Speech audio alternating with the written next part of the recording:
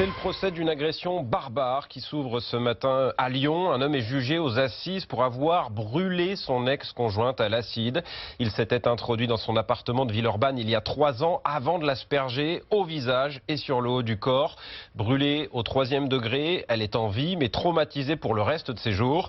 Gwenaëlle Vindrestin l'a rencontrée, c'est un témoignage RMC.